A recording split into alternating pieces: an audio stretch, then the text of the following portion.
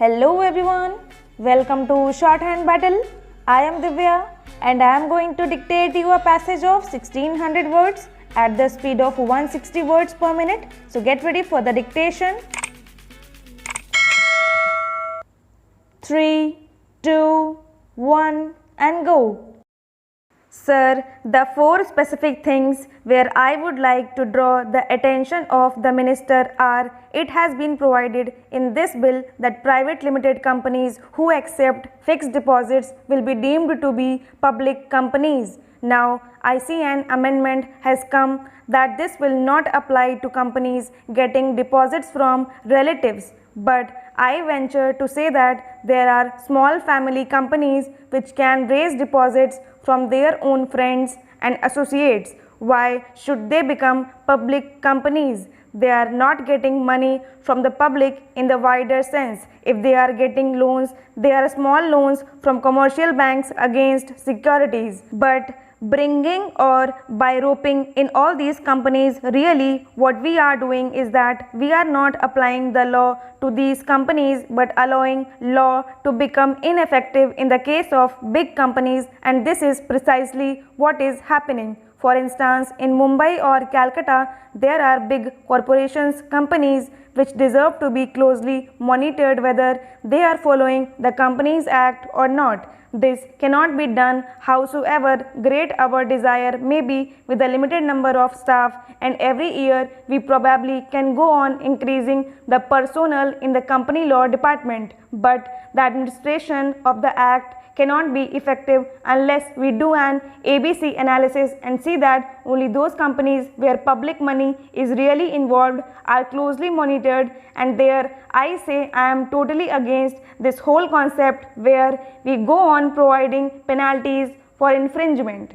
Penalty should act as a deterrent. How far are we able to deal with the large companies from violating the law? Here I see very strange amendment that in case government does not approve the managing director's appointment, the managing director will be fined rupees 500 per day for the number of days that he refuses to vacate the office. I do not understand this logic. The law should be that government has not approved the managing director's appointment and the managing director should therefore have vacated the office from the moment government has disapproved of it. But to provide a penalty of a few hundred rupees in the event of his continuing in office for the period when government has disapproved the appointment is very strange. The whole Companies Act should be looked at afresh. There should be a select committee, or the honorable minister can on his own bring a motion for a joint committee of both houses.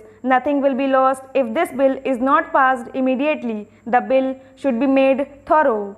Madam, I will be very brief and I shall not repeat some of the things that have already been stated. I do support the motion moved by the honorable friend. As I understand it, the Attorney General, when he gave his evidence or advice to the Joint Parliamentary Committee, based his theme on 3 essential points. One is that you cannot prove the negative, that the non-existence of middleman or agent or whatever, despite the fact for the payment of rupees 64 crores as a condition precedent to the contract which he had not actually seen. Therefore, the condition precedent to a contract which he had not examined and which the JPC also had not examined was sufficient ground to say that you can't ask to prove the negative. And thirdly, that condition precedent can also be oral.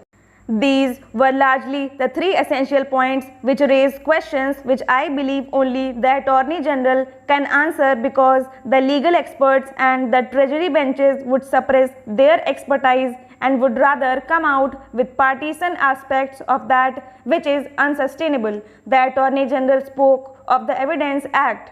I hold the Evidence Act is essentially a procedural act, and a fact-finding committee such as our Joint Parliamentary Committee was not bound to follow the Evidence Act. There are also exceptions to the Evidence Act, like the principle of the primary burden of proving a fact lying with the party that asserts the existence of a thing, and the best example is a child born out of wedlock that is assumed to be the child of that couple, and whoever says that this child is not my child or is not born out of wedlock has to prove it to be so. Here, the Evidence Act is asking you to prove the negative. The responsibility of proving the negative lies on whoever makes the assertion. Therefore, the Attorney General is wrong. Therefore, it is not necessary that the Attorney General be called here. Finally, I believe there are other constitutional requirements which make it necessary. Here is Article 299 of the Constitution of India,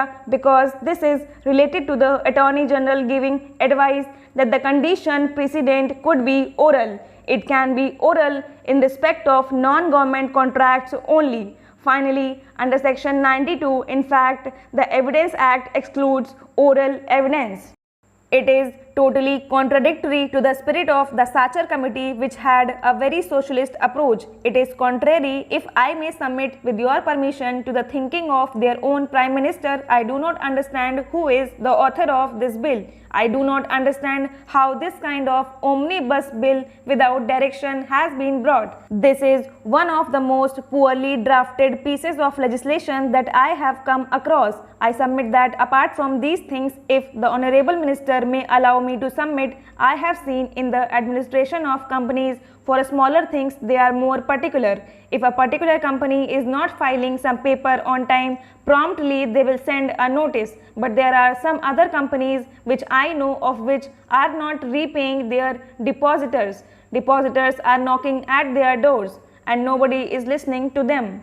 This kind of anomaly must be corrected, since this is very important act in the sense that the entire corporate sector is administered by this act. If the government has any power to discipline companies, it is through this act. And if this act is treated in such a callous manner, I am at my wits' end to understand how larger companies will ever come within the framework of any discipline at all. They will not. Whenever any controversy starts, we start the controversy of the public sector and the private sector. This is a needless controversy. In this country, we need the private sector and we need the public sector. In this country, we need large companies and we need small companies. Everybody must play his role as per scheme of the Constitution, as per the scheme of various resolutions. We in the opposition may or may not agree with the government's policies, but just now the government's policies must adhere at least to what their own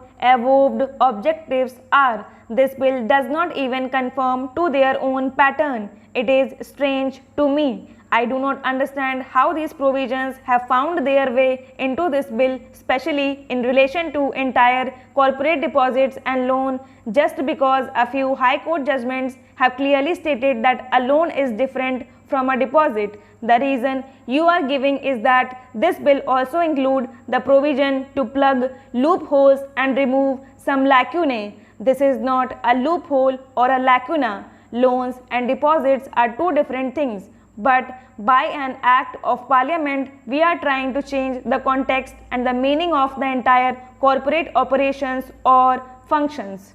Sir, I would like to submit that the partnership firms, proprietary firms, private limited companies are nothing but glorified partnerships, and the Act should be amended in such a manner that the small private companies are kept outside the purview of this department. Only then the government department can concentrate on the really larger violations where companies have started doing badly, but the balance sheet does not reflect that, with the result that more people start putting deposits and face difficulties later. There are investment companies about which the people do not know, and they do not know whether they have the approval of the Reserve Bank of India or not, and by the time the government machinery acts, a large number of these people find themselves duped by these companies, and these companies cannot be stopped unless the company law department is vigilant. But I submit that the company law department cannot be vigilant in the present system, because the present system is conducive to the harassment of the small man, and I find nothing in this amending bill which either disciplines these companies or stops the harassment of small men or encourages the medium entrepreneur. Therefore, this bill should be rejected, and my submission to the minister through you is that if now this is referred to a select committee, at least all those of us who are interested in it can give specific suggestions. The objective is quite clear. The government wants to rationalize the whole thing. The government wants to make the Companies Act effective, and the social objectives of the government are shared by all of us, and there is no dispute about it. But look at the provision regarding abridging the balance sheet, giving less information to the shareholders on the accounts. Why should the annual report contain, according to this bill, information on conservation of energy and technology observation? Stop.